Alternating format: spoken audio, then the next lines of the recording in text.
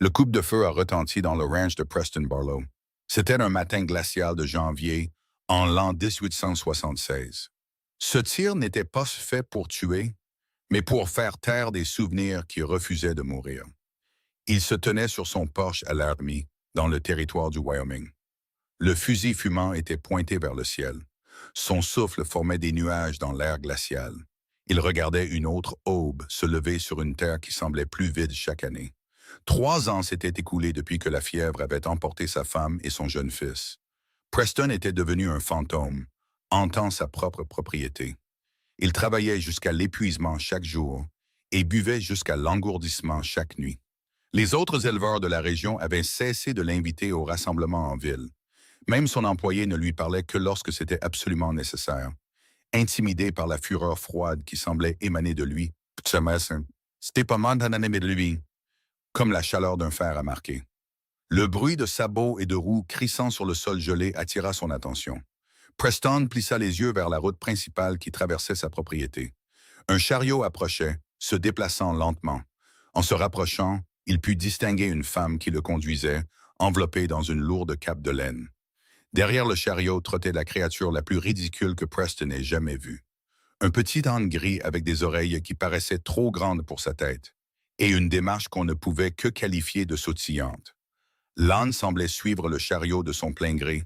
Il s'arrêtait de temps en temps pour examiner quelque chose par terre avant de se dépêcher de rattraper son retard. Preston posa son fusil contre la balustrade du porche et croisa les bras. Il observait avec une irritation croissante le chariot tourner sur le chemin menant à sa maison. Il n'avait invité personne, ne voulait aucun visiteur. Et quoi que cette femme vende ou prêche, il n'avait aucun intérêt à l'entendre. Le chariot s'arrêta à environ 6 mètres du porche. La femme rabattit sa capuche pour révéler un visage encadré de cheveux sombres qui s'étaient échappés de leurs épingles.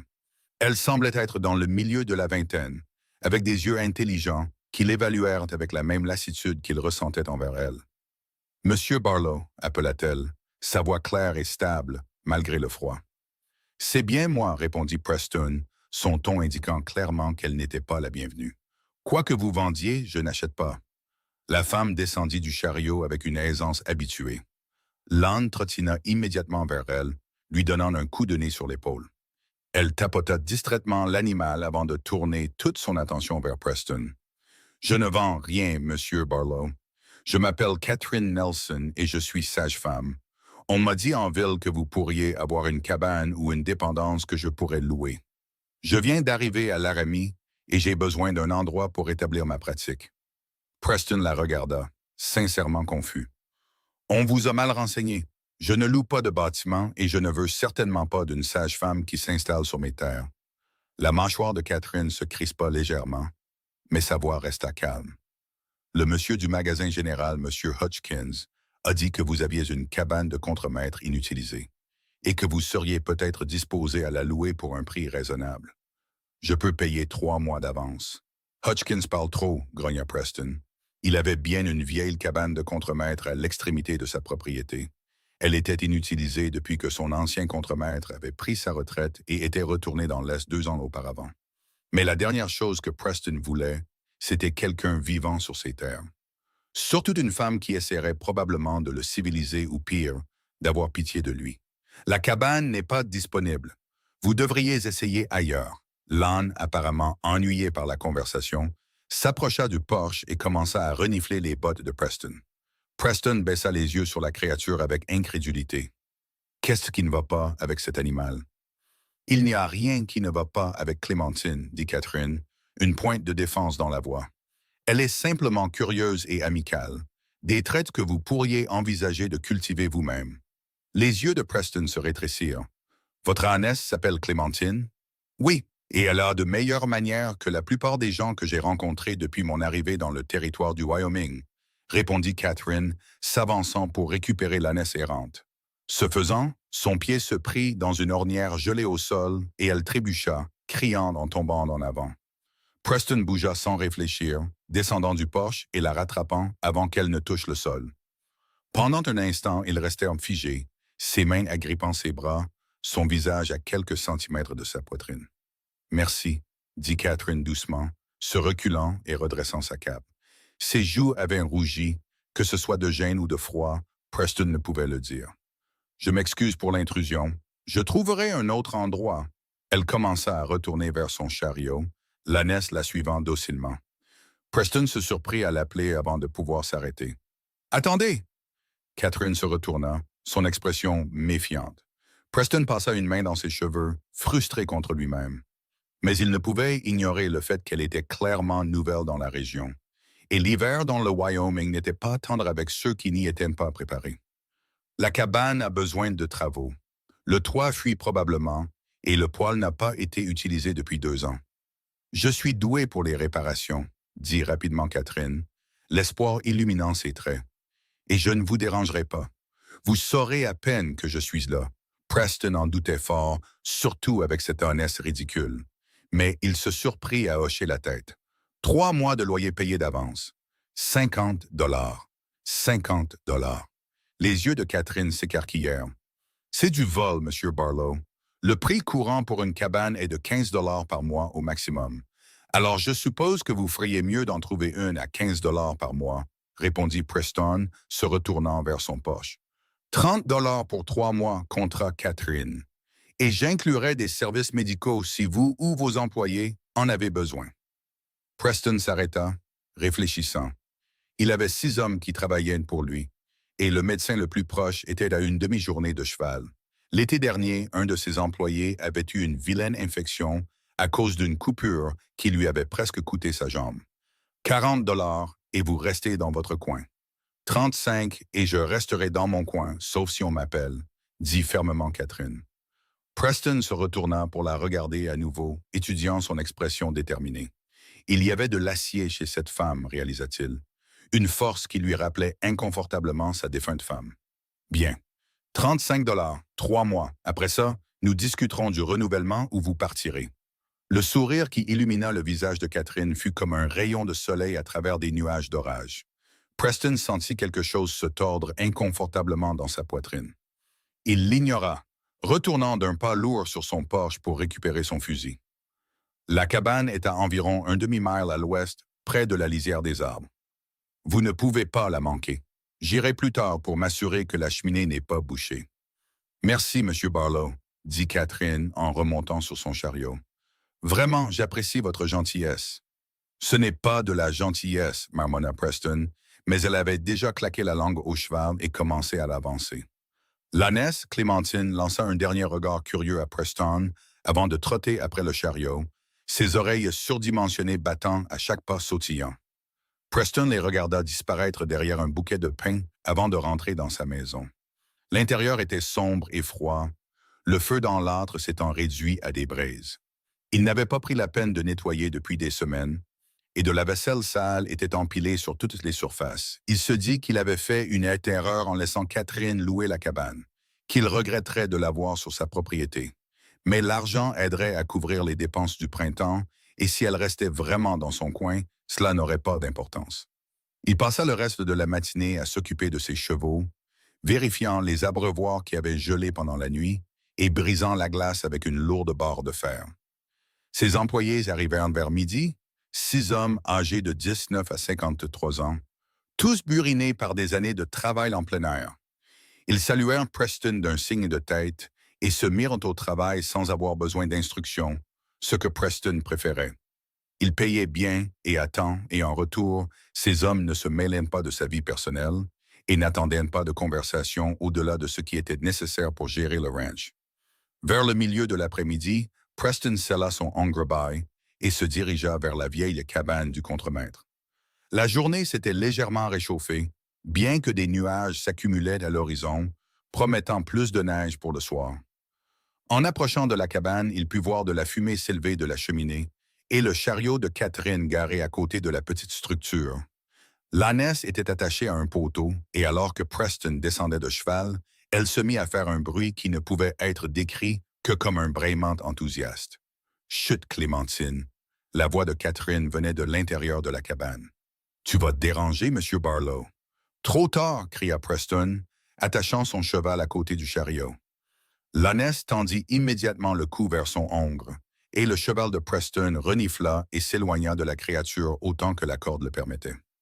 Votre ânesse terrorise mon cheval. Catherine sortit de la cabane, les manches retroussées et des traces de saleté sur le visage. Clémentine veut juste se faire des amis. Elle n'a jamais rencontré un cheval qui ne finisse pas par s'habituer à elle. Preston doutait sérieusement que son hongre soit le premier, mais il ne dit rien. Il étudia la cabane, notant que Catherine avait déjà balayé le petit porche et enlevé les débris qui s'étaient accumulés. Par la porte ouverte, il pouvait voir ses affaires empilées proprement à l'intérieur et un feu brûlant dans l'âtre en pierre, la cheminée tirant correctement. « Parfaitement bien, merci », répondit Catherine. « La cabane est en bien meilleur état que vous ne le suggériez. Le toit est solide et le poêle fonctionne à merveille. Je soupçonne que vous essayez de me décourager en exagérant ses défauts. » « J'essayais d'être honnête, » mentit Preston. « L'hiver est rude ici. Si vous n'aviez pas d'abri convenable, vous gèleriez probablement. » « Comme c'est gentil de vous inquiéter, » dit Catherine, et Preston ne put dire si elle se moquait de lui. Elle s'essuya les mains sur son tablier et fit un geste vers la cabane. « Voulez-vous entrer? J'allais faire du café. »« Non, » dit Preston rapidement. La dernière chose dont il avait besoin était de s'asseoir dans une cabane à faire la conversation. « Je suis juste venu vérifier que tout était acceptable. »« C'est plus qu'acceptable, » l'assura Catherine. « Merci encore de me louer, Monsieur Barlow. Je sais que je suis arrivé à l'improviste et que vous n'aviez aucune raison de me faire confiance. » Preston grogna en réponse, se retournant vers son cheval. Alors qu'il dénouait les rênes, l'ânesse se mit soudain à braire à nouveau, si fort que son hongre se cabra légèrement. Preston lutta pour garder le contrôle du cheval, le calmant finalement avant de lancer un regard noir à l'ânesse. « Cet animal va poser un problème. »« Clémentine exprime sa joie, » dit Catherine, s'approchant pour caresser le cou de l'ânesse. Elle adore rencontrer de nouvelles personnes et de nouveaux animaux. Elle ne peut s'empêcher d'être enthousiaste. Elle est bruyante et odieuse contre Preston, se hissant sur sa selle. « Faites la terre, ou je vous facturerai un supplément pour trouble à la paix. » Les yeux de Catherine brillèrent. « Il n'y a guère de paix à troubler dans un ranch de bétail, Monsieur Barlow. Vos cow-boys feront bien plus de bruit qu'une petite ânesse. » Elle avait raison, bien que Preston n'allait pas l'admettre. Il toucha le bord de son chapeau en un adieu sec et tourna son cheval vers la maison principale du ranch. Derrière lui, il entendit Catherine dire quelque chose à l'ânesse d'une voix plus douce et la créature fit un son plus calme, presque conversationnel, en réponse. Malgré lui, Preston sentit le coin de sa bouche se contracter. Cela faisait très longtemps que quelque chose ne l'avait pas amusé, même de loin. Les jours suivants passèrent sans incident. Preston ne vit Catherine que 2 fois en passant.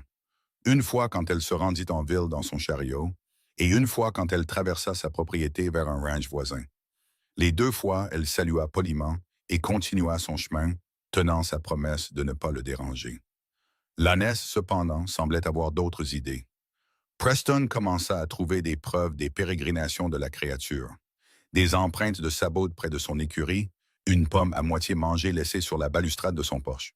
Et une fois, mémorable, Ânesse elle-même se tenant devant la fenêtre de sa cuisine à l'aube, regardant à l'intérieur avec une fascination apparente. « Cette fichue Ânesse est encore en liberté », marmonna Preston pour lui-même, enfilant ses bottes et son manteau pour ramener l'animal à la cabane de Catherine. Mais quand il sortit, Clémentine trottina droit vers lui et poussa son nez contre sa main, cherchant clairement de l'attention. Preston resta figé, ne sachant que faire. Il n'avait pas caressé un animal par affection depuis 3 ans, considérant ses chevaux et son bétail comme des outils de son métier plutôt que des compagnons. « Rentre chez toi, » dit Preston d'un ton bourru. L'ânesse le regarda simplement avec de grands yeux pleins d'âme. « Je ne te donnerai pas de friandises, ni de caresses, ni quoi que ce soit que tu veuilles. Retourne voir ta propriétaire. » Clémentine répondit en faisant un son grave et grondant et en s'appuyant contre la jambe de Preston. À son grand choc, il sentit sa main se poser sur la tête de l'ânesse, ses doigts grattant derrière l'une de ses oreilles surdimensionnées. Les yeux de l'ânesse se fermèrent à moitié de contentement, et Preston sentit quelque chose se fissurer à l'intérieur de sa poitrine, une petite partie du mur qu'il avait construit autour de son cœur. « Monsieur Barlow !» La voix de Catherine traversa l'air du matin, et Preston retira sa main de Clémentine comme s'il s'était brûlé. Catherine se hâtait vers eux, sa cape enroulée étroitement contre le froid. « Je suis tellement désolé. Elle a compris comment ouvrir le loquet de son enclos. Je vais le réparer immédiatement. » Assurez-vous de le faire, dit Preston, sa voix plus dure qu'il ne l'aurait voulu parce qu'il était gêné d'avoir été surpris en train de caresser la créature. Je ne peux pas avoir une ânesse qui se promène et dérange mes chevaux et mes hommes. Bien sûr, dit Catherine, tendant la main vers le licol de Clémentine. L'ânesse, cependant, avait d'autres plans et esquiva, trottinant en cercle autour de Preston, comme si elle jouait à un jeu. Catherine se jeta sur elle et la manqua, perdant presque l'équilibre. Preston tendit instinctivement la main pour la stabiliser, et il restait là, maladroitement, sa main sur son bras, tandis que l'ânesse continuait sa célébration. Elle trouve ça très amusant, dit Catherine avec un soupir. Elle a toujours été espiègle, mais généralement mieux élevée que ça. Peut-être qu'elle ne fait pas assez d'exercice, se surprit Preston à dire. Les ânes ont besoin de travailler, tout comme les chevaux. Si elle s'ennuie, elle causera des ennuis. Catherine leva les yeux vers lui avec surprise. Vous connaissez bien les ânes, Monsieur Barlow? Un peu, admit Preston. Mon père en avait 2 quand j'étais jeune. Il les utilisait pour transporter des provisions dans les montagnes. Ce sont des animaux intelligents, plus intelligents que la plupart des chevaux, ce qui signifie qu'ils ont besoin de stimulation mentale ou ils font des bêtises. J'ai été si occupé à m'installer que je ne l'ai pas emmené en vraie promenade, dit Catherine, regardant Clémentine finalement se lasser de son jeu et rester immobile, l'air satisfaite d'elle-même. Peut-être devrais-je établir une routine pour elle. Preston était sur le point d'être d'accord quand il s'entendit dire quelque chose qui le choqua jusqu'à la moelle. J'aurais besoin d'aide pour vérifier les clôtures du pâturage ouest. Le terrain est trop accidenté pour un chariot, mais bon pour monter à cheval ou marcher. Si vous vouliez amener l'ânesse, elle pourrait porter des outils et des provisions. Le visage de Catherine s'illumina. Ce serait merveilleux. Quand aviez-vous l'intention de faire ça? Demain matin, si le temps le permet, dit Preston, regrettant déjà son offre, mais incapable de la retirer sans paraître cruel. Soyez prête à l'aube. Nous serons prêtes, promit Catherine, réussissant enfin à saisir le licol de Clémentine. Merci, Monsieur Barlow. C'est très gentil de votre part. Preston ne se sentait pas gentil. Il se sentait confus et frustré et étrangement incertain, des émotions qu'il n'avait pas ressenties depuis des années. Il avait soigneusement construit une vie de routine et d'isolement, et cette femme avec son ânesse ridicule la perturbait d'une manière qu'il ne comprenait pas. Il regarda Catherine ramener Clémentine vers la cabane, les oreilles de l'ânesse pivotant alors qu'elle observait tout ce qui l'entourait, et Preston sentit cette fissure dans son cœur s'élargir juste un peu plus. Le lendemain matin se leva clair et froid, le genre de jour où le souffle gèle dans l'air et où chaque son porte sur des kilomètres. Preston scella son hongre et remplit les sacoches de celles de fil de clôture, de pinces et d'autres outils dont il aurait besoin. Il se dit qu'il permettait seulement à Catherine et à son ânesse de venir parce que l'animal avait besoin d'exercice, pas parce qu'une partie de lui était curieuse de cette femme, qui ne semblait absolument pas effrayée par son attitude sévère. Catherine arriva exactement à l'aube, vêtue de vêtements d'équitation pratiques avec des gants épais et un chapeau chaud. Clémentine était équipée d'une petite selle de bas chargée de provisions supplémentaires, et l'ânesse semblait excitée par l'aventure à venir, piaffant sur place jusqu'à ce que Catherine lui dise fermement de se calmer. « Elle sait que nous allons quelque part », expliqua Catherine en se hissant sur sa propre selle. Preston n'avait pas réalisé qu'elle avait un cheval, une jolie jument alezane qui restait calme malgré les pitreries de Clémentine. Elle adore explorer de nouveaux endroits. Ils partirent à travers le ranch de Preston, chevauchant en silence pendant le premier kilomètre. La terre était magnifique sous la lumière de l'hiver, des collines ondulantes couvertes d'herbes brunes et de plaques de neige, avec les montagnes Medicine Bow se dressant au loin. Preston avait cessé de remarquer la beauté il y a des années, ne voyant la terre qu'en termes de son utilité, où le bétail pouvait paître, où l'eau pouvait être trouvée, où un abri contre les tempêtes existait. Mais en chevauchant à côté de Catherine, il se surprit à la voir avec des yeux neufs. « C'est un pays magnifique », dit doucement Catherine, son souffle formant un nuage dans l'air froid. « J'ai grandi en Pennsylvanie. Et bien que ce soit assez joli, il y a quelque chose dans l'immensité ici qui me coupe le souffle. Cela peut aussi vous prendre la vie si vous n'êtes pas prudent, répondit Preston. Les tempêtes d'hiver sortent de nulle part. Les températures peuvent chuter de 30 degrés en une heure Et si vous vous perdez ici, vous pouvez mourir de froid avant que quiconque ne vous trouve. Vous savez certainement peindre un tableau invitant, dit Catherine avec un léger sourire. Vous concentrez-vous toujours sur les dangers plutôt que sur les possibilités? Je me concentre sur la réalité. Preston dit, l'Ouest n'est pas une aventure romantique. C'est un travail acharné et des pertes encore plus dures. Catherine resta silencieuse un moment, et quand elle parla à nouveau, sa voix était douce. L'homme du magasin général, M. Hutchkins, a mentionné que vous aviez perdu votre femme et votre enfant. Je suis vraiment désolé pour votre perte. Tout le corps de Preston se raidit, la colère l'envahissant. Hutchkins parle beaucoup trop de choses qui ne le regardent pas, et ma vie personnelle ne vous regarde certainement pas. Vous avez raison, et je m'excuse, dit immédiatement Catherine. Je n'aurais pas dû le mentionner.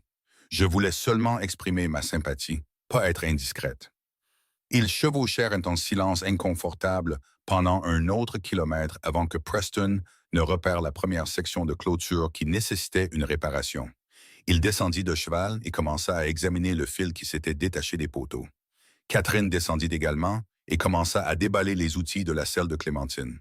L'ânesse commença immédiatement à explorer, reniflant tout ce qui était à sa portée et faisant de petits bruits joyeux. « Elle adore vraiment ça », observa Preston, regardant l'ânesse enquêter sur une touffe d'armoise avec une concentration intense. « Clémentine a l'esprit le plus joyeux de toutes les créatures que j'ai jamais connues, » dit Catherine en tendant à Preston les pinces coupantes. « Peu importe ce qui arrive, elle trouve quelque chose pour être heureuse. Je souhaite parfois avoir ne serait-ce qu'une fraction de son caractère. »« Qu'est-ce qui vous a amené dans le territoire du Wyoming ?» demanda Preston, se surprenant lui-même de la question. Il n'était pas du genre à faire la conversation ou à s'intéresser aux autres, mais quelque chose chez Catherine le rendait curieux malgré ses meilleurs efforts pour rester détaché. Catherine resta silencieuse si longtemps que Preston pensa qu'elle ne répondrait pas. Puis elle dit doucement, « J'étais fiancée en Pennsylvanie, à un médecin bien respecté et établi. Mais 3 mois avant notre mariage, j'ai découvert qu'il était déjà marié et avait 2 enfants dans une autre ville. Il avait prévu de garder les 2 familles, sans que je ne sache rien. » Sa voix était stable, mais Preston pouvait entendre la douleur en dessous. J'ai rompu les fiançailles, mais le scandale a rendu impossible pour moi de continuer ma pratique là-bas. Les gens m'ont blâmé, ont dit que j'aurais dû savoir, que j'avais dû faire quelque chose pour encourager un homme marié. Alors j'ai décidé de repartir à zéro quelque part où personne ne me connaissait. Preston travailla le fil un moment, digérant cette information. Cet homme était un imbécile et un scélérat. Vous avez eu raison de partir. Merci, dit Catherine. Et quand Preston la regarda, il vit une gratitude sincère dans son expression. Tout le monde ne l'a pas vu de cette façon. Certaines personnes croient qu'une femme devrait accepter toutes les circonstances dans lesquelles elle se trouve et en tirer le meilleur parti. Certaines personnes sont des idiots, dit Preston sans détour, et fut récompensé par un rire surpris de Catherine. Ils travaillèrent ensemble tout au long de la matinée, Preston réparant la clôture tandis que Catherine lui tendait les outils et notait les sections qui avaient été réparées. Clémentine assura le divertissement en découvrant un terrier de chiens de prairie et en passant 20 minutes à essayer de comprendre où les habitants étaient partis. Chaque fois qu'un chien de prairie sortait d'un trou différent, l'ânesse se précipitait avec les oreilles dressées pour voir la créature disparaître à nouveau. « Elle n'est pas l'animal le plus brillant », admit Catherine, regardant les pitreries de Clémentine avec une exaspération affectueuse. Mais ce qui lui manque en intelligence, elle le compense en enthousiasme. Preston se surprit presque à sourire. Mon père disait la même chose de ses ânes. Il disait qu'ils étaient trop bêtes pour savoir quand abandonner, ce qui en faisait les bêtes de somme les plus fiables qu'il ait jamais eues. Ils continuaient bien après qu'un cheval ait abandonné. « Parlez-moi de votre père », dit Catherine, s'asseyant sur un rocher pour manger le déjeuner qu'elle avait préparé. Elle offrit un sandwich à Preston et il le prit, surpris de se sentir affamé. « Pas grand-chose à dire », dit Preston entre 2 bouchées. Il était trappeur et guide. Il a passé la majeure partie de sa vie dans les montagnes. Il m'a appris à pister, à survivre dans la nature, à lire le temps et la terre. Il est mort quand j'avais 17 ans, pris dans une avalanche dans les Rocheuses. Et votre mère est morte en me donnant naissance, dit Preston platement. Mon père ne s'est jamais remarié. Il disait qu'elle était la seule femme qu'il aimerait jamais. Et après sa mort, il a mis toute son énergie dans son travail et dans mon éducation. Catherine était silencieuse, et Preston se sentit obligé de continuer. Je me suis juré de ne jamais être comme lui, de ne jamais aimer quelqu'un au point que sa perte me détruise. Mais ensuite, j'ai rencontré Sarah, ma femme, et j'ai pensé que je pouvais tout avoir. Une famille, un ranch, un avenir. Mais la fièvre ne se soucie pas de vos plans ou de vos espoirs. Il s'arrêta brusquement, choqué d'avoir tant parlé. Il n'avait pas prononcé le nom de sa défunte femme à voix haute depuis plus d'un an. L'amour comporte toujours des risques, dit doucement Catherine. Mais je crois que cela vaut toujours la peine d'être poursuivi. L'alternative est une vie à moitié vécue, protégée, mais vide. L'alternative est de ne pas être détruit lorsque la perte arrive inévitablement. Preston compta, se levant et brossant les miettes de son manteau. J'ai appris ma leçon. Je ne ferai pas deux fois la même erreur. Ils retournèrent au ranch en silence, mais c'était une qualité de silence différente d'avant, moins gênante et plus contemplative. Quand ils atteignirent l'étable, Preston aida Catherine à décharger la selle de bas de Clémentine et fut surpris lorsque l'ânesse se tourna et frotta son museau contre sa poitrine avant de suivre Catherine vers la cabane. « Merci de nous avoir permis de venir, » dit Catherine. « C'était bon pour Clémentine et bon pour moi aussi. Le travail que vous faites est impressionnant, Monsieur Barlow.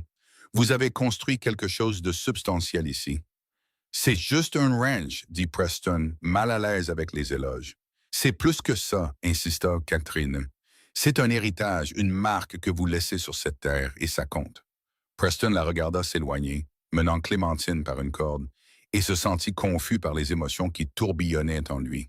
Il avait apprécié la journée, avait apprécié la compagnie de Catherine et même les pitreries de l'ânesse, et ce plaisir ressemblait à une trahison de la mémoire de Sarah. Il s'était promis de ne plus jamais laisser personne s'approcher. Mais Catherine se glissait au-delà de ses défenses sans même sembler essayer. Au cours des semaines suivantes, un schéma inattendu se développa. Clémentine continuait de s'échapper de son enclos avec une régularité impressionnante malgré les efforts de Catherine pour le sécuriser, et elle se dirigeait toujours vers la maison de Preston. Au début, Preston se contentait de ramener l'ânesse à la cabane de Catherine, mais de plus en plus, il se surprenait à s'attarder pour parler avec Catherine des affaires du ranch, des prévisions météorologiques ou parfois de rien d'important du tout. Catherine commença à apporter des pâtisseries lorsqu'elle ramenait Clémentine, s'excusant pour le dérangement, bien qu'ils sachent tous les deux que les évasions de l'ânesse devenaient quelque chose qui ne les dérangeait ni l'un ni l'autre. Un matin de février particulièrement froid, Preston se réveilla pour trouver que Clémentine s'était d'une manière ou d'une autre introduite dans son écurie et grignotait joyeusement du foin à côté de son hongre. Le cheval, étonnamment, ne semblait plus dérangé par la présence de l'ânesse et partageait en fait sa nourriture sans protester. Preston se tenait à la porte de l'étable, un café à la main, observant l'amitié improbable se développer. Elle a cet effet sur tout le monde à la longue. La voix de Catherine vint de derrière lui, et Preston se tourna pour la trouver s'approchant avec un licol et une corde. « Je suis vraiment désolé, Monsieur Barlow. J'ai renforcé l'enclos avec du fil supplémentaire, mais elle est remarquablement douée pour ouvrir les loquets. Appelez-moi Preston, s'entendit-il dire. Si nous devons être voisins pendant un certain temps, nous devrions nous passer des formalités. Le sourire de Catherine était chaleureux. Alors, vous devriez m'appeler Catherine. Bien que mes amis m'appellent Kate. Preston testa le nom et trouva qu'il aimait la façon dont il sonnait. Je pensais que si Clémentine continue de s'échapper de toute façon, nous devrions peut-être lui construire un véritable enclos près de l'étable. De cette façon, elle aura un endroit sûr pour se promener et pourra socialiser avec les chevaux sans causer de problème. Les yeux de Kate s'écarquillèrent. « C'est très généreux, mais je ne pourrais pas vous demander de faire ça. » « Vous ne demandez pas. »« Je propose, » dit Preston. « De plus, mes hommes pourraient utiliser un projet. Nous sommes entre deux saisons et ils s'impatientent. Construire un enclos leur donnera quelque chose à faire. »« Alors, oui, merci, » dit Kate. « Bien que j'insiste pour contribuer au coût des matériaux. »« Pas nécessaire, » répondit Preston. « Considérez cela comme faisant partie de votre contrat de location. Une clause pour l'enclos de l'ânesse. » Kate rit et le son fit quelque chose d'étrange au cœur de Preston. Il réalisa qu'il avait essayé de la faire rire, qu'il avait voulu voir cette lueur sur son visage. La réalisation le troubla profondément. Fidèle à sa parole, Preston chargea ses hommes de construire un enclos adjacent à l'écurie. Le travail prit 3 jours et Kate passait chaque après-midi pour observer les progrès et apporter du pain frais ou un ragoût pour les travailleurs. Les employés de Preston qui s'étaient méfiés de Kate au début se réchauffèrent rapidement à sa nature amicale et se mirent bientôt à plaisanter et à rire en travaillant. Preston observait de loin, voyant comment Kate apportait de la vie à son ranch d'une manière qu'il n'avait pas connue depuis des années. Le soir où l'enclos fut terminé, Kate insista pour préparer le dîner pour Preston en guise de remerciement. Il essaya de refuser, mais elle insista et il se retrouva assis à sa petite table dans la cabane du contremaître alors qu'elle servait un pot au feu étonnamment excellent avec des pommes de terre et des carottes. « Où avez-vous appris à cuisiner comme ça? » demanda Preston, sincèrement impressionné. « Ma mère, » répondit Kate, s'installant sur la chaise en face de lui. Elle croyait qu'une femme devait être compétente dans tous les ordres domestiques ainsi que dans une profession. Elle était assez progressiste pour son temps. C'est elle qui m'a encouragé à devenir sage-femme. Elle disait que les femmes devaient aider les autres femmes à travers les défis de la vie. Elle semble être une femme remarquable. Elle l'était, dit doucement Kate. Elle est morte il y a 2 ans d'une pneumonie. Mon père est décédé quand j'étais jeune, alors elle m'a élevé seule. Elle me manque tous les jours. Ils mangèrent en silence confortable pendant un moment avant que Preston ne demande. « La Pennsylvanie vous manque-t-elle parfois? » Kate réfléchit attentivement à la question. « La familiarité me manque, le fait de connaître chaque rue et chaque visage, mais le jugement et les limitations ne me manquent pas. Ici, dans le territoire du Wyoming, je peux être qui je veux. Personne ne connaît mon passé à moins que je ne le raconte. C'est libérateur d'une manière que je n'attendais pas. L'Ouest a cet effet, convainc Preston. Les gens viennent ici pour échapper à quelque chose ou pour trouver quelque chose. Parfois les deux. « Qu'êtes-vous venu chercher ici? » demanda Kate. Preston resta silencieux un long moment. « Je suis venu ici avec Sarah, ma femme, pour construire quelque chose à nous. Son père avait un ranch au Texas, mais c'était un homme dur qui ne m'approuvait pas. Nous nous sommes enfuis et sommes venus au nord pour repartir à zéro. J'ai trouvé des terres, construit la maison et l'étable, commencé à rassembler du bétail. Pendant 3 ans, c'était tout ce dont j'avais rêvé. Puis la fièvre est passée par Laramie et a emporté Sarah et notre fils à quelques jours d'intervalle. Je me suis retrouvé à vivre dans l'avenir que j'avais prévu, mais vidé de tout son sens. » Kate tendit la main sur la table et la posa sur la sienne. « Je suis tellement désolé, Preston. C'est un chagrin que je ne peux imaginer. » Preston baissa les yeux sur sa main sur la sienne et sentit quelque chose qu'il croyait mort depuis longtemps s'agiter. Il retira doucement sa main, se levant de la table. « Je devrais y aller. Merci pour le dîner. »« Preston, attendez, » dit Kate en se levant aussi. « Si j'ai dépassé les bornes... »« Vous n'avez rien fait de tel, » interrompit Preston. « Vous n'avez été que gentillesse. J'ai juste besoin d'un peu d'air. » Il partit rapidement, retournant à sa maison dans la nuit froide. Derrière lui, il pouvait entendre Clémentine dans son nouvel enclos, faisant des bruits doux et contents alors qu'elle s'installait pour la nuit. Preston resta longtemps sur son porche, regardant les étoiles et se sentant terriblement en conflit. Il était attiré par Kate, cela il ne pouvait plus le nier. Mais l'attirance n'était pas l'amour, et l'amour était quelque chose que Preston s'était juré de ne plus jamais risquer. Pourtant, plus il passait de temps avec Kate, plus ce vœu ressemblait à une prison plutôt qu'à une protection. Elle le faisait rire, le faisait réfléchir, le faisait se sentir vivant d'une manière qu'il avait oubliée. Et cette ânesse, aussi ridicule que soit la créature, c'était d'une manière ou d'une autre frayer un chemin dans son cœur. Preston entra et se versa un verre, mais pour la première fois depuis des mois, il ne finit pas la bouteille.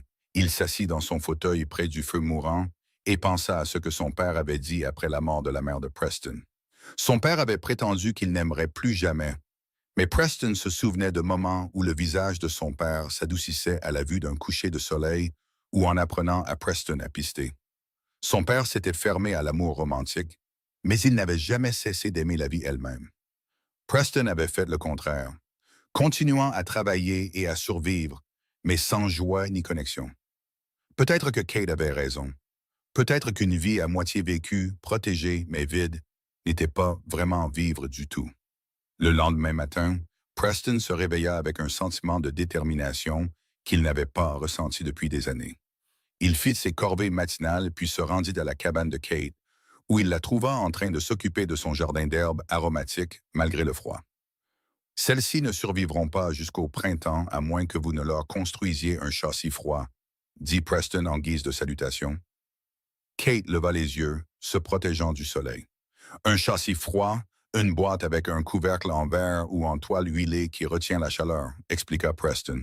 Ça permet de faire pousser des plantes pendant l'hiver. J'ai de vieux cadres de fenêtres dans mon étable que nous pourrions utiliser. Nous, demanda Kate avec un léger sourire.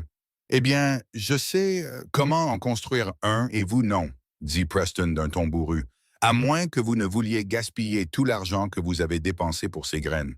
J'apprécierais l'aide, dit Kate, se levant et brossant la terre de sa jupe. Bien que je commence à penser que vous aimez simplement les projets. J'aime le travail utile, corrigea Preston, mais il ne put s'empêcher de sourire. Ils passèrent l'après-midi à construire un châssis froid à côté de la cabane de Kate, travaillant côte à côte sous le soleil d'hiver. Clémentine supervisait depuis son enclos, donnant occasionnellement son avis sous forme de braiements et de reniflements. Preston se surprit à se détendre d'une manière qu'il n'avait pas connue depuis des années, appréciant le simple plaisir de travailler avec quelqu'un qui correspondait à son rythme et n'avait pas besoin d'instructions constantes. « Comment êtes-vous devenue sage-femme » demanda Preston, alors qu'ils ajustaient les panneaux de verre dans le cadre. « J'ai été l'apprentie de la sage-femme de la ville à partir de l'âge de 14 ans, » expliqua Kate. Elle vieillissait et avait besoin d'aide, et j'avais toujours été fasciné par le processus de donner la vie. Après la mort de ma mère, c'est devenu encore plus important pour moi. Chaque bébé que j'aide à naître, chaque mère que je vois traverser l'accouchement en toute sécurité, j'ai l'impression d'honorer sa mémoire. « Avez-vous mis au monde beaucoup de bébés » demanda Preston. « Plus de 100, » dit Kate avec une fierté tranquille. « Et je n'ai perdu que 3 mères et 5 bébés en tout ce temps. Le travail est dangereux et imprévisible, mais il n'y a rien de plus satisfaisant que de placer un nourrisson en bonne santé dans les bras de sa mère. » Preston ressentit un pincement au cœur en pensant à son propre fils, qui n'avait vécu que 4 jours avant que la fièvre ne l'emporte. Sarah avait été si faible à cause de sa propre maladie qu'elle pouvait à peine tenir le bébé, et Preston était resté éveillé pendant 3 jours d'affilée pour essayer de les maintenir tous les deux en vie par la seule force de sa volonté. Ça n'avait pas suffi. « J'aurais aimé que vous soyez là quand Sarah et mon fils étaient malades, » dit Preston doucement. « Peut-être auriez-vous pu les sauver. » Kate arrêta de travailler et le regarda avec compassion. D'après ce que j'ai compris, la fièvre qui a traversé Laramie il y a 3 ans était particulièrement virulente. Même le médecin ne pouvait pas faire grand-chose pour l'arrêter. Vous ne pouvez pas vous en vouloir pour quelque chose qui était hors du contrôle de quiconque. « Je ne m'en veux pas, » dit Preston. « J'en veux au destin ou à Dieu ou à n'importe quelle force qui a décidé qu'il ne méritait pas de vivre alors que moi si. Peut-être que la force que vous devriez écouter est celle qui vous dit que vous avez encore une vie à vivre, » dit doucement Kate. « Votre femme et votre fils ne voudraient pas que vous vous contentiez d'exister dans le deuil. Ils voudraient que vous retrouviez le bonheur. » Preston voulait argumenter, mais ne trouvait pas les mots. Au fond de lui, il savait que Kate avait raison. Sarah avait été pleine de vie et de joie, trouvant toujours des raisons de célébrer même les plus petites choses. Elle aurait détesté voir ce qu'il était devenu. Cet homme creux qui accomplissait les gestes de la vie sans aucun engagement réel. Au cours des semaines suivantes, Preston et Kate tombèrent dans une amitié facile. Il lui apprit les réalités de l'élevage et des hivers du Wyoming, tandis qu'elle lui racontait des histoires sur les naissances auxquelles elle avait assisté et les familles qu'elle avait aidées. Clémentine resta le soulagement comique, trouvant constamment de nouvelles façons de les divertir avec sa nature curieuse et son enthousiasme sans borne. L'ânesse apprit à suivre Preston dans le ranch, et il se surprit à parler à l'animal pendant qu'il travaillait, partageant des pensées qu'il ne dirait jamais à voix haute à une autre personne. Début mars, un éleveur du Nord, à 20 miles de là, arriva à la porte de Preston au milieu de la nuit, désespéré. Sa femme était en travail et quelque chose n'allait pas. Le bébé se présentait par le siège et le médecin local était parti soigner une épidémie de grippe dans un camp minier. Preston pensa immédiatement à Kate. Il enfila ses vêtements et se rendit à sa cabane, frappant à la porte jusqu'à ce qu'elle apparaisse avec une lampe à la main. « Qu'est-ce qui ne va pas ?» demanda Kate, instantanément alerte, bien qu'elle ait été réveillée de son sommeil. Femme en travail, bébé en siège. Pas de médecin disponible, dit Preston rapidement. Pouvez-vous aider? Bien sûr, dit Kate sans hésitation. Donnez-moi 5 minutes pour prendre mes affaires. Elle disparut à l'intérieur et en ressortit avec un grand sac en cuir et sa lourde cape. Preston l'aida et monté sur son cheval, et ils chevauchèrent toute la nuit vers le ranch voisin. Derrière eux, Clémentine braillait pour protester d'être laissée derrière, mais il n'y avait pas de temps à perdre avec l'ânesse. Ils arrivèrent pour trouver la femme, nommée Martha, en grande détresse. Son mari William semblait terrifié et reconnaissant à la fois alors que Kate prenait immédiatement les choses en main. Preston n'avait jamais vu ce côté de Kate auparavant, cette autorité calme et compétente. Elle examina Martha rapidement, lui parlant d'un ton apaisant tout en demandant à William de faire bouillir de l'eau et d'apporter du linge propre. Preston, j'ai besoin que vous m'aidiez à la maintenir stable, dit Kate. Ça va être difficile et j'ai besoin qu'elle reste aussi immobile que possible. Preston se plaça à la tête du lit, prenant les mains de Martha dans les siennes et murmurant des encouragements pendant que Kate travaillait. L'heure qui suivit fut l'une des plus intenses que Preston ait jamais vécues. La concentration de Kate était absolue, alors qu'elle manipulait soigneusement le bébé pour le mettre dans la bonne position, ses mains sûres et stables même lorsque Martha criait. Finalement, juste au moment où Preston pensait que les choses se termineraient sûrement par une tragédie, Kate poussa un cri triomphant. Le bébé s'est retourné.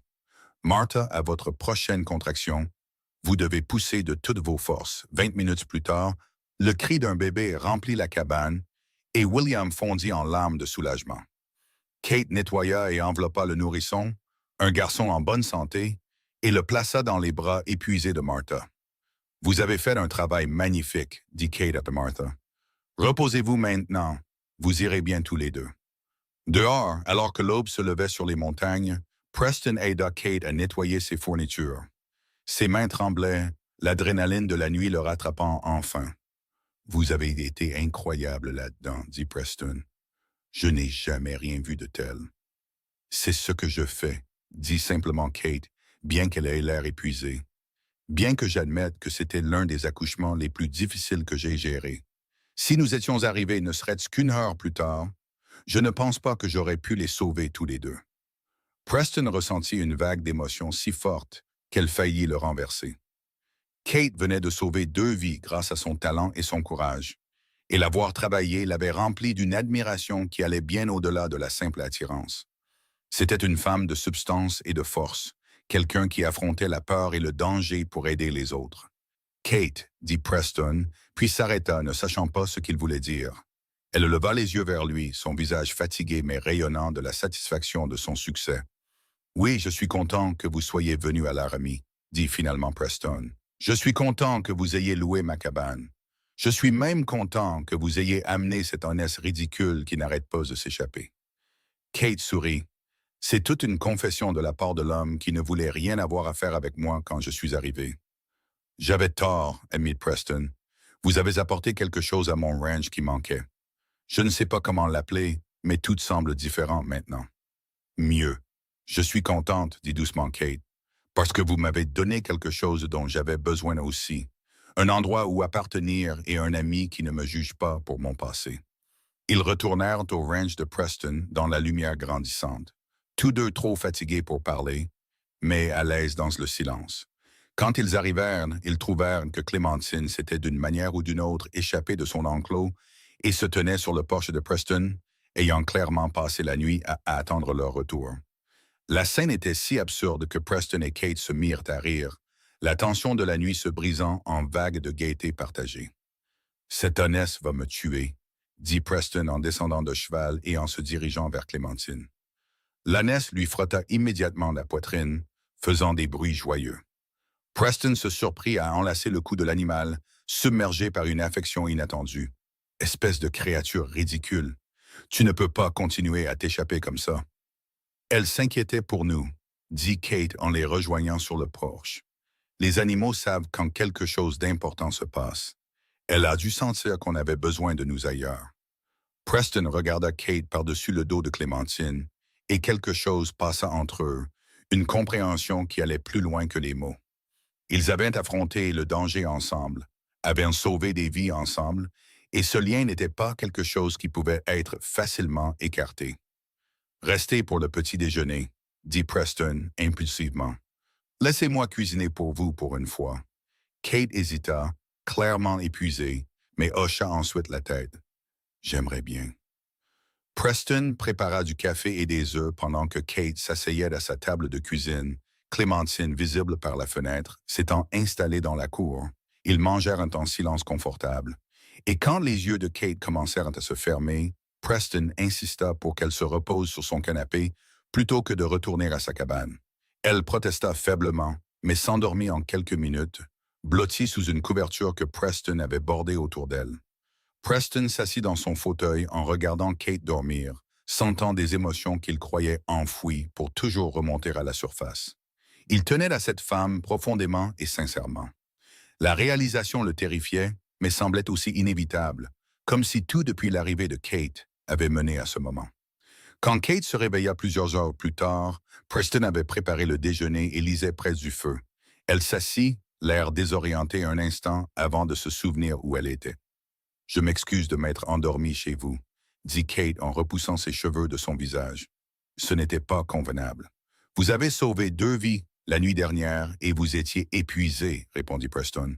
« Il n'y a rien de non convenable à se reposer quand on en a besoin. » Il fit un geste vers la table où la nourriture était disposée. « Venez manger, vous devez être affamés. » Ils mangèrent ensemble, parlant de l'accouchement et de la santé de Martha et de son bébé. Preston promit de rendre visite à la famille dans quelques jours, et Kate lui demanda d'apporter une tisane pour aider au rétablissement de Martha. La domesticité du moment frappa Preston avec force. C'était ce qu'il avait perdu à la mort de Sarah. Ces simples moments de repas partagés et de conversations confortables. Il n'avait pas réalisé à quel point cela lui manquait jusqu'à présent. « Preston, » dit Kate avec précaution, posant sa fourchette. « J'ai besoin de vous dire quelque chose. » L'estomac de Preston se serra d'inquiétude. « Qu'est-ce que c'est? Mes 3 mois seront écoulés dans 2 semaines. » Kate dit, « Je sais que nous avons convenu de discuter du renouvellement à ce moment-là. Je veux que vous sachiez que j'aimerais beaucoup rester. Ma pratique se développe et j'en suis venu à aimer cet endroit. Mais je comprendrai si vous préférez que je trouve un autre endroit. » Le soulagement inonda Preston. « Bien sûr, vous pouvez rester.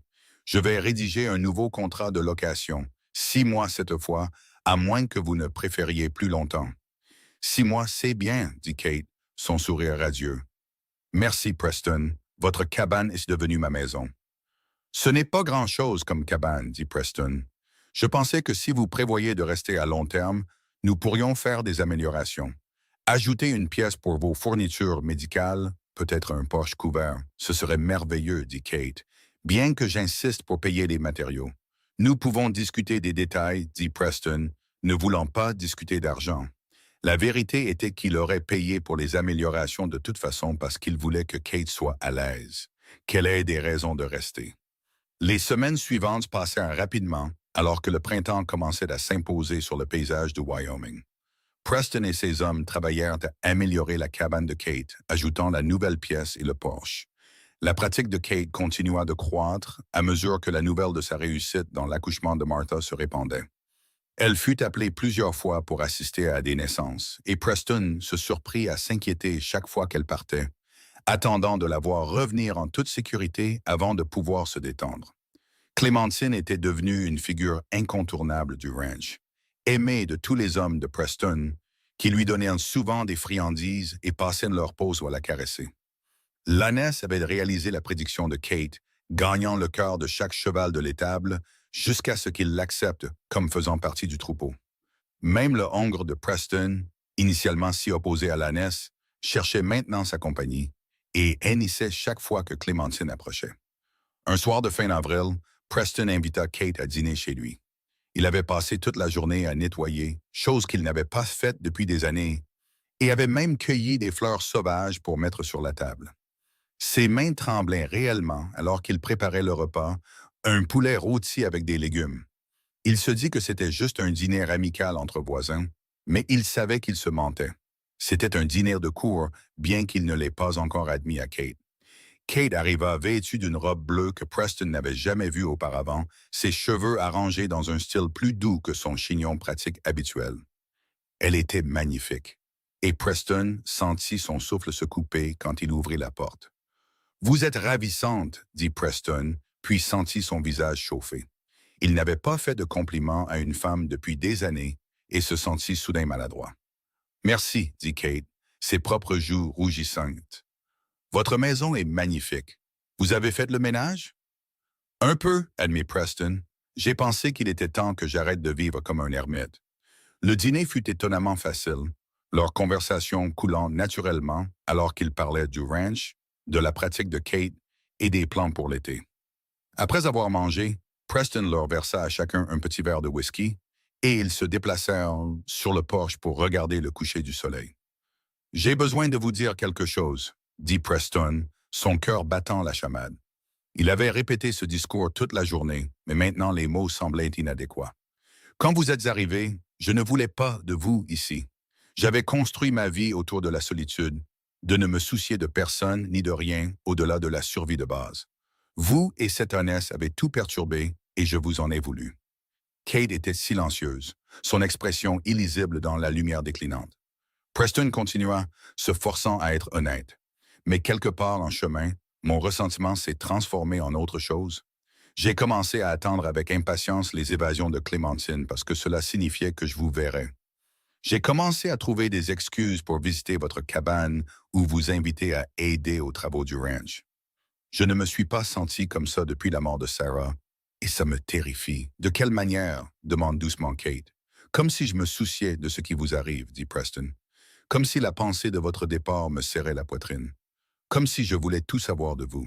Entendre votre rire, voir votre sourire. Comme si j'étais en train de tomber amoureux de vous. Même si je m'étais juré de ne plus jamais me laisser aimer qui que ce soit. » Les mots restèrent en suspens entre eux, et Preston retint son souffle, attendant la réponse de Kate. Elle posa son verre et se tourna pour lui faire face. « Preston, » dit-elle, sa voix tremblant légèrement. « Je suis venu dans le territoire du Wyoming pour échapper à un homme qui m'a trahi, déterminé à ne plus jamais confier mon cœur à qui que ce soit. Mais vous m'avez montré que tous les hommes ne sont pas comme mon ancien fiancé. Vous êtes honorable et gentil, même quand vous essayez de le cacher derrière une façade bourrue. Vous m'avez accueilli quand vous n'étiez pas obligé. Vous avez soutenu mon travail et vous êtes devenu mon plus cher ami. Mais, dit Preston, entendant l'hésitation dans sa voix. Mais j'ai peur aussi, admit Kate. Peur d'être blessé à nouveau. Peur de faire une autre erreur. Mon jugement était si mauvais avant. Comment puis-je lui faire confiance maintenant? Preston tendit la main et prit la sienne, s'émerveillant de sa petitesse dans sa paume calleuse. Je ne peux pas promettre que je ne vous blesserai jamais, car je suis humain et imparfait. Mais je peux promettre que je ne vous mentirai jamais, ni ne trahirai votre confiance. Je peux promettre que si vous me donnez votre cœur, je le garderai aussi précieusement que je garde le mien. Les yeux de Kate se remplirent de larmes.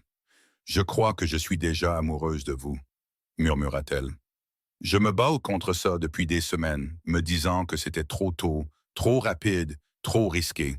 Mais en vous regardant avec Clémentine, en voyant comment vous vous êtes ouvert à nouveau à l'affection, en travaillant à vos côtés et en riant avec vous, je ne peux plus le nier. Preston attira Kate dans ses bras, la serrant fort alors que le soulagement et la joie l'envahissaient. « Je ne veux pas vous précipiter. Nous pouvons prendre tout le temps dont vous avez besoin. » Kate se recula pour le regarder. « Je ne veux pas attendre.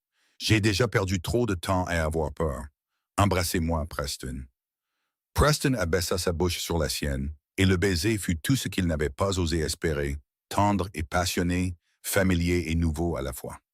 Quand ils se séparèrent enfin, tous deux étaient à bout de souffle. « J'ai toujours peur, » admit Kate, posant sa tête contre sa poitrine. « Moi aussi, » dit Preston en lui caressant les cheveux. « Mais peut-être qu'avoir peur ensemble est mieux que d'être en sécurité et seul. » Ils restèrent sur le porche, s'étreignant alors que les étoiles commençaient à apparaître, et de l'enclos vint le son du braiement content de Clémentine. Preston sourit contre les cheveux de Kate, pensant que cette ânesse ridicule avait changé sa vie d'une manière qu'il n'aurait jamais pu imaginer. Les semaines suivantes furent une révélation pour Preston. Il avait oublié ce que c'était que de courtiser une femme, d'anticiper sa venue, de penser à des moyens de la faire sourire. Lui et Kate passèrent chaque moment possible ensemble, chevauchant à travers le ranch, partageant des repas, assis sur son porche, parlant tard dans la nuit. Les employés de Preston remarquèrent le changement chez leur patron et se mirent à sourire chaque fois que Kate venait, clairement heureux de voir Preston à nouveau heureux. En juin, Preston emmena Kate au bal de printemps à Laramie, son premier événement social depuis la mort de Sarah. Les habitants de la ville furent surpris de le voir, et encore plus surpris de le voir avec Kate, mais Preston ignora les chuchotements et les commérages. Il dansa avec Kate toute la nuit, la tenant près de lui et se sentant plus vivant qu'il ne l'avait été en 3 ans. « Les gens nous regardent », murmura Kate alors qu'ils valsaient. « Laissez-les regarder », répondit Preston. « Je me fiche de ce que les autres pensent, sauf vous. Alors vous devriez savoir que je pense que vous êtes le meilleur partenaire de danse que j'ai jamais eu, dit Kate avec un sourire. Même si vous n'arrêtez pas de m'écraser les pieds. Je manque de pratique, admet Preston. Sarah et moi dansions parfois dans la cuisine. Mais je n'ai pas dansé depuis sa mort. Elle serait heureuse pour vous, dit doucement Kate. Heureuse que vous ayez retrouvé le chemin de la vie. Preston serra Kate plus fort. Je pense qu'elle vous aurait aimé. Vous êtes toutes les deux des femmes fortes qui ne reculent pas devant les défis. Cette nuit-là, alors que Preston ramenait Kate au ranch dans son chariot, il se surprit à penser à l'avenir pour la première fois depuis des années. Il voulait épouser Kate, voulait construire une vie avec elle, mais il craignait que ce ne soit trop tôt. Ils ne se connaissaient que depuis 5 mois, bien que cela semblât plus long. Il décida d'attendre pour leur donner plus de temps pour être certain, mais le destin avait d'autres plans. En juillet, un télégramme arriva de la tante de Kate en Pennsylvanie. La maison d'enfance de Kate avait été vendue, et il y avait des biens que Kate devait soit réclamer, soit faire vendre aux enchères. Le voyage prendrait au moins 6 semaines, peut-être plus. « Je ne veux pas y aller », dit Kate à Preston alors qu'ils étaient assis dans sa cuisine à discuter de la situation. « Mais il y a des choses de ma mère que je ne peux supporter de perdre. Ses recettes, ses bijoux, des photographies. Si je ne vais pas les récupérer, elles seront perdues pour toujours. » « Alors tu dois y aller, » dit Preston, même si la pensée que Kate soit partie pendant 6 semaines le rendait misérable. « Mais je veux que tu reviennes. Promets-moi que tu reviendras. »« Bien sûr que je reviendrai, » dit Kate en lui prenant les mains. « Preston, ma vie est ici maintenant. Ma maison est ici. Tu es ici. Je reviens. »« Et Clémentine ?» demanda Preston. « Tu ne peux pas l'emmener en train en Pennsylvanie. » « J'espérais que tu t'en occuperais, » dit Kate. « Elle t'aime presque autant que moi. » Preston attira Kate dans ses bras. « Je prendrai bien soin d'elle, et je compterai chaque jour jusqu'à ton retour. » Le jour du départ de Kate fut l'un des plus difficiles que Preston ait connu depuis la mort de Sarah. Il la conduisit à Laramie pour prendre le train en direction de l'Est, et ils restèrent sur le quai, s'étreignant jusqu'à ce que le contrôleur annonce le dernier appel à l'embarquement. « 6 semaines, » dit Kate, les larmes coulant sur son visage. « Je serai de retour dans 6 semaines. J'attendrai, » promit Preston, l'embrassant une dernière fois avant qu'elle ne monte à bord. Il resta sur le quai, regardant le train disparaître au loin, se sentant vidé et perdu. Puis il remonta dans son chariot et rentra chez lui, dans un ranch qui semblait soudain vide malgré la présence d'hommes et d'animaux. Clémentine, cependant, se révéla être un réconfort inattendu. L'ânesse semblait sentir l'absence de Kate et restait près de Preston, le suivant partout et faisant des bruits doux et inquiets chaque fois qu'il s'arrêtait de bouger. Preston se surprit à parler à l'ânesse encore plus qu'avant, racontant à Clémentine sa journée et ses craintes que Kate ne revienne pas. « Je sais qu'elle a dit qu'elle reviendrait, » dit Preston à l'ânesse un soir en lui brossant le poil. « Mais et si elle arrive en Pennsylvanie et se rend compte que ça lui manque? Et si elle décide que Laramie n'était qu'une évasion temporaire? » Clémentine répondit en poussant son nez contre son épaule, dans ce que Preston avait appris être sa version d'un câlin. Il enroula son bras autour du cou de l'ânesse, reconnaissant de sa présence. Les semaines s'écoulèrent lentement. Preston travaillait jusqu'à l'épuisement chaque jour, essayant de ne pas penser à quel point Kate lui manquait. Il reçut 2 lettres d'elle, une de Chicago et une de Pennsylvanie, toutes 2 pleines d'amour et d'assurance qu'elle reviendrait bientôt. Preston les lut si souvent que le papier devint doux et froissé. La 3e semaine de l'absence de Kate, Martha et William, le couple dont Kate avait accouché le bébé, vinrent lui rendre visite. Ils amenèrent leur fils en bonne santé et un panier de nourriture, remerciant à nouveau Preston d'avoir amené Kate pour les aider. Elle leur a sauvé la vie à tous les deux, dit William, regardant sa femme et son bébé avec une adoration évidente. Nous l'avons appelé Peter en votre honneur, Monsieur Barlow. Preston fut touché et surpris. Vous n'étiez pas obligé de faire ça. Nous le voulions, dit Martha. Vous et Mademoiselle Nelson êtes tous les deux des héros pour nous. Quand revient-elle? J'espérais qu'elle pourrait examiner Peter. Bientôt, dit Preston, espérant que c'était vrai. Elle devrait être de retour d'ici 3 semaines. Mais 3 semaines passèrent sans signe de Kate. Preston reçut un télégramme disant qu'elle était retardée, que le règlement de la succession de sa mère prenait plus de temps que prévu, mais qu'elle reviendrait dès que possible.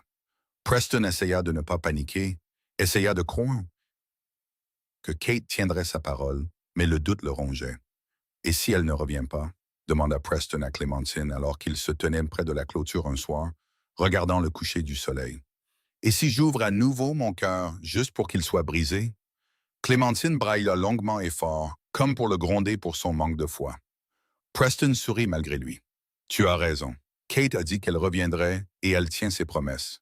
Je dois juste être patient. » 2 jours plus tard, Preston travaillait dans l'étable quand il entendit un de ses employés crier. Il sortit en courant pour voir un chariot approcher sur la route principale et son cœur bondit quand il reconnut la conductrice. Kate était rentrée. Preston courut vers le chariot, sans se soucier que ces hommes le regardent ou qu'ils soient couverts de terre et de sueur. Kate sauta à bas avant que le chariot ne soit complètement arrêté, et ils se rencontrèrent dans une étreinte féroce, se tenant comme s'ils n'allaient jamais se lâcher. « Tu es revenu, dit Preston, sa voix rauque d'émotion. « J'ai promis que je le ferais, répondit Kate en se reculant pour le regarder.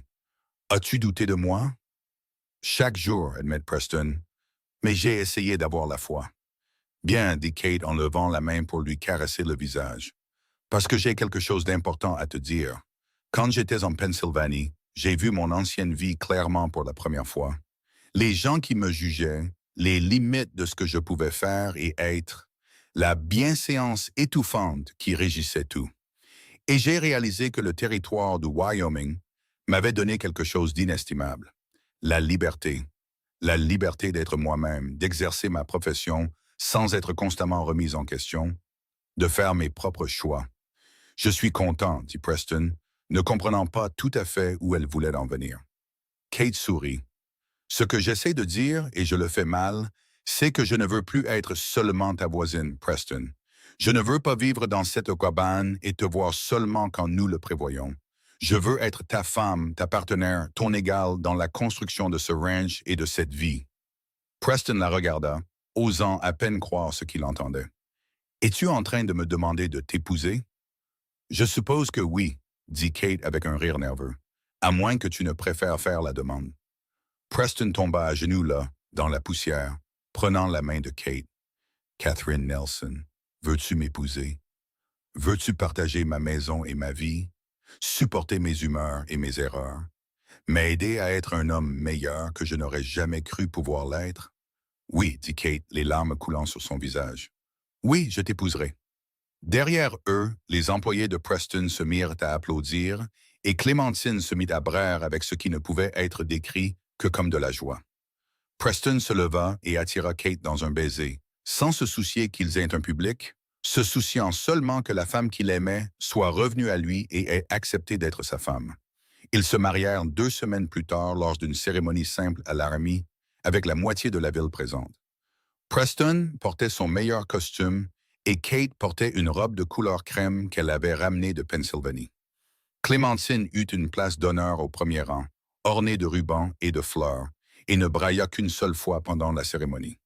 Les employés de Preston leur organisèrent une fête au ranch avec de la musique, de la danse et assez de nourriture pour nourrir une armée. Alors que Preston valsa avec sa nouvelle femme sous les étoiles, il se sentit complet d'une manière qu'il n'avait pas connue depuis la mort de Sarah. Il porterait toujours le deuil de sa première famille. Mais Kate lui avait montré que les cœurs peuvent s'élargir pour contenir à la fois le chagrin et la joie, à la fois le souvenir et l'espoir. « À quoi penses-tu » demanda Kate, posant sa tête sur son épaule alors qu'il dansait. « Comment cette ânesse ridicule a changé ma vie » admit Preston. Si Clémentine n'avait pas continué à s'échapper, je n'aurais peut-être jamais passé de temps avec toi. Je ne me serais peut-être jamais laissé tomber amoureux à nouveau. Kate rit. Alors nous devons une fière chandelle à Clémentine. Peut-être devrions-nous lui donner des friandises supplémentaires. Elle reçoit déjà des friandises supplémentaires de chaque employé du ranch, dit Preston. Cette honnête est gâtée, pourrie et aimée de tous, ajouta Kate. Tout comme elle le mérite. Preston serra Kate plus fort.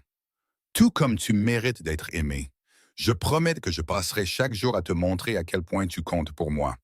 Et je promets de remplir ta vie d'autant de rire et de joie que Clémentine a rempli ton ranch, répondit Kate. Nous allons être très heureux, Preston Barlow. Je crois que nous le sommes déjà, dit Preston. Et en embrassant sa femme, il sut que c'était vrai. La première année de leur mariage fut d'une aventure d'ajustement et de découverte. Kate emménagea dans la maison de Preston et commença immédiatement à faire des changements, ajoutant des rideaux, des fleurs et de la chaleur à des pièces qui avaient été froides et spartiates pendant des années. Preston découvrit qu'il aimait rentrer dans une maison pleine de vie, avec les manuels de médecine de Kate empilés sur les tables et ses herbes séchant près de la cheminée. La pratique de sage-femme de Kate prospéra, et Preston se retrouva impliqué malgré sa réticence initiale. Il la conduisait dans des ranchs éloignés lorsque des bébés devaient naître, attendait dehors pendant qu'elle travaillait et portait ses fournitures quand elle était trop fatiguée.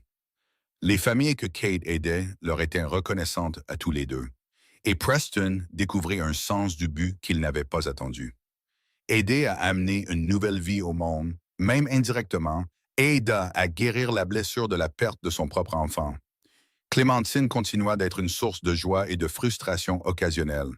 Elle apprit à ouvrir les portails avec une efficacité alarmante et Preston jurait que l'ânesse enseignait de mauvaises habitudes aux chevaux. Mais elle devint aussi une sorte d'animal de thérapie, rendant visite aux enfants malades que Kate soignait et sachant d'une manière ou d'une autre qui avait le plus besoin de sa douce présence.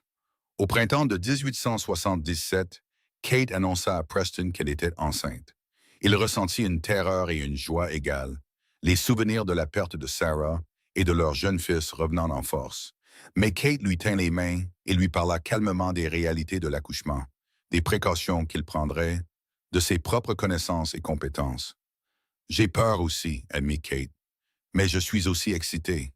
Nous allons avoir un bébé, Preston, un enfant à élever ensemble, à aimer, à éduquer et à voir grandir. Ça vaut le risque. Preston la serra contre lui, posant sa main sur son ventre encore plat. Promets-moi que tu seras prudente. Promets-moi que tu me laisseras prendre soin de toi. Je te le promets, dit Kate, tant que tu promets de ne pas me couver comme si j'étais en verre. Je suis forte, Preston. Les femmes ont des bébés depuis la nuit des temps. Pas ma femme, répondit Preston. Ma femme va avoir un bébé et c'est différent. Kate rit et l'embrassa. Tu vas être un excellent père. Peut-être surprotecteur, mais excellent. La grossesse se déroula sans encombre, Kate continuant son travail de sage-femme jusqu'à son 8e mois. Preston la conduisait partout et essayait de ne pas paniquer chaque fois qu'elle ressentait une crampe ou une douleur. Ses employés se rallièrent autour d'eux, s'assurant que Kate n'ait jamais à soulever quoi que ce soit de lourd et lui apportant des friandises de la ville. Clémentine, étonnamment, semblait comprendre que Kate était enceinte et devint encore plus protectrice. L'ânesse se tenait devant la maison pendant des heures, les oreilles pivotant comme si elle écoutait le moindre signe de détresse. Elle marchait prudemment quand Kate était prêt et a même donné un coup de tête à un employé qui avait accidentellement bousculé Kate en portant une planche. Cette ânesse est plus protectrice que moi, observa Preston, regardant Clémentine suivre Kate comme son ombre dans le ranch. Les animaux savent, dit Kate en caressant le nez de Clémentine. Ils peuvent sentir quand quelqu'un est vulnérable et a besoin de protection. Clémentine a déjà adopté notre bébé. Notre bébé n'est même pas encore né, fit remarquer Preston. Ça n'a pas d'importance pour Clémentine, répondit Kate avec un sourire. En octobre 1877, Kate entra en travail. Preston s'était préparé du mieux qu'il pouvait, faisant appel à une autre sage-femme d'une ville voisine pour l'assister, puisque Kate ne pouvait évidemment pas accoucher de son propre bébé. Mais le moment venu, Preston se retrouva presque paralysé par la peur. Les souvenirs de la mort de Sarah ne cessaient de lui traverser l'esprit. et il dut sortir plusieurs fois pour reprendre son souffle. Clémentine attendait sur le porche et Preston s'assit à côté de l'ânesse, enfouissant son visage dans son cou. « Je ne peux pas la perdre, » murmura-t-il. « Je ne peux pas perdre une autre femme, un autre enfant. Je ne survivrai pas à ça une nouvelle fois. » Clémentine fit un son grave et réconfortant et se pressa contre lui. Preston puisa de la force dans la présence solide de l'ânesse, se rappelant que Kate était forte et en bonne santé, que la sage-femme était compétente, que cette fois serait différente. Après 6 heures de travail, Kate donna naissance à un petit garçon en bonne santé. Preston fut appelé à l'intérieur pour rencontrer son fils. Et au moment où la sage-femme plaça le minuscule nourrisson brailleur dans ses bras, Preston sentit son cœur s'élargir d'une manière qu'il n'aurait jamais cru possible. Cet enfant était parfait, un miracle, une seconde chance à la paternité que Preston ne s'était jamais attendu à recevoir. « Comment devrions-nous l'appeler » demanda Kate depuis le lit, épuisée mais rayonnante de joie. Preston regarda sa femme et son fils, submergés de gratitude.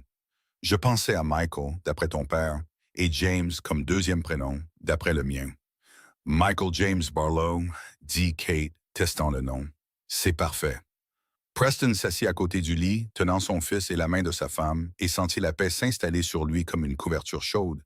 Il avait survécu à la pire perte imaginable, et avait d'une manière ou d'une autre trouvé son chemin jusqu'à ce moment, entouré d'amour, d'espoir et de nouveaux commencements. Dehors, par la fenêtre, Clémentine brailla son approbation, et Preston rit à travers ses larmes. Cette éhonnesse ridicule avait en effet rempli son range de rire, mais plus important encore, elle avait été le catalyseur qui avait amené Kate dans sa vie et lui avait montré que les cœurs peuvent en guérir et aimer à nouveau. Les années qui suivirent furent pleines et riches. Michael devint un bambin curieux et énergique qui adorait Clémentine et passait des heures à suivre l'ânesse dans le ranch. Preston développa l'exploitation bovine et la réputation de Kate en tant que sage-femme compétente se répandit dans tout le territoire du Wyoming. Ils ajoutèrent 3 autres enfants à leur famille. Une fille nommée Sarah en l'honneur de la première femme de Preston, Kate insistant pour qu'il l'honore de cette manière, puis des jumeaux qu'ils nommèrent Thomas et Henry. Preston n'oublia jamais sa première famille, mais il apprit à garder leurs souvenirs aux côtés de son amour pour Kate et leurs enfants. Les soirs tranquilles, il racontait à Kate des histoires sur Sarah et leur jeune fils, et Kate écoutait avec compassion et compréhension, assez sûre de l'amour de Preston pour savoir que honorer le passé ne diminuait pas le présent. Clémentine vécut jusqu'à l'âge impressionnant de 28 ans, devenant une figure aimée non seulement au Ranch Barlow, mais dans tout Laramie. Les enfants suppliaient leurs parents de visiter le Ranch Barlow juste pour voir Clémentine, et l'ânesse semblait comprendre son rôle d'ambassadrice de la joie. Elle était douce avec chaque enfant qui s'approchait d'elle, patiente avec leurs caresses maladroites et leurs cris de joie. Quand Clémentine s'éteignit finalement dans son sommeil au printemps de 1895, Preston et Kate organisèrent des funérailles auxquelles assistèrent plus de 50 personnes. Ils enterrèrent l'ânesse sur une colline surplombant le ranch avec une stèle qui disait « Clémentine, amie bien-aimée et porteuse de joie. Elle nous a appris que parfois, les plus petits cœurs portent les plus grands dons. » Je n'aurais jamais pensé pleurer pour une ânesse, admet Preston à Kate, alors qu'ils se tenaient près de la tombe. Ils étaient tous les deux plus âgés maintenant, les cheveux de Preston argentés et les cheveux sombres de Kate striés. Leur amour n'avait fait que s'approfondir avec le temps. « Clémentine n'a jamais été juste une ânesse, » répondit Kate en lui prenant de la main. « Elle était le pont qui nous a réunis. Elle t'a appris à rouvrir ton cœur. » « Elle m'a appris à rire à nouveau, » corrigea Preston, « à trouver de la joie dans les petites choses, à arrêter de prendre la vie si au sérieux. » Leurs enfants, âgés de 18 à 10 ans, se rassemblèrent autour d'eux sur la colline. Michael, l'aîné, passa son bras autour des épaules de son père. « Devrions-nous dire quelque chose ?» demanda Michael. Preston s'éclaircit la gorge, l'émotion rendant sa voix rauque. « Clémentine est entrée dans ma vie quand j'avais oublié comment vivre. Elle était persistante et ridicule et absolument déterminée à me faire me soucier de quelque chose au-delà du travail et du deuil. Elle a réussi.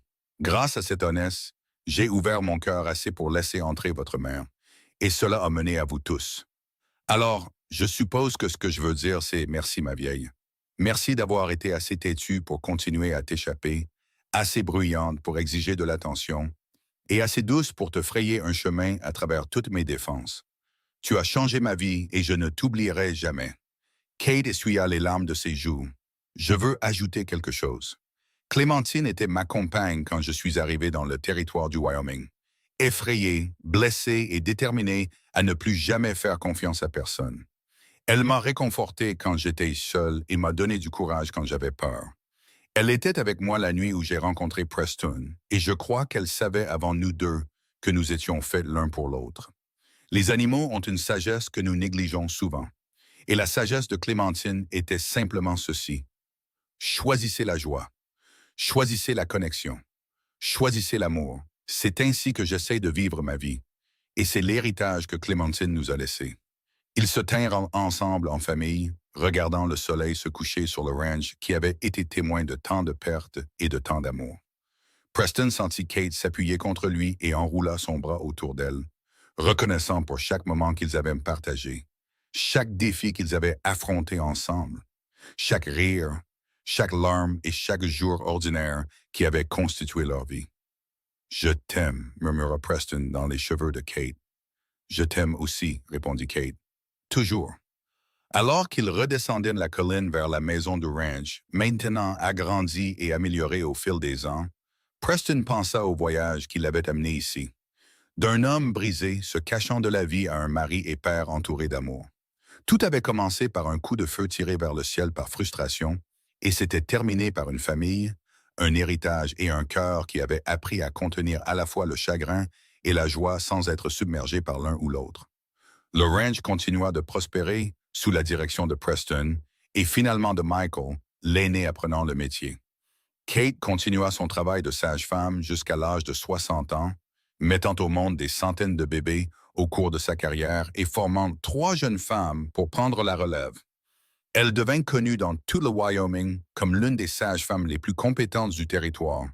Et lorsque le Wyoming devint un État en 1890, Kate fut honorée pour ses contributions à la santé et au bien-être des familles de la frontière. Preston et Kate vieillirent ensemble sur le ranch qu'ils avaient construit, regardant leurs enfants grandir, se marier et avoir leurs propres enfants. Ils ne prirent jamais un autre âne pour remplacer Clémentine, convenant tous deux qu'elle était irremplaçable.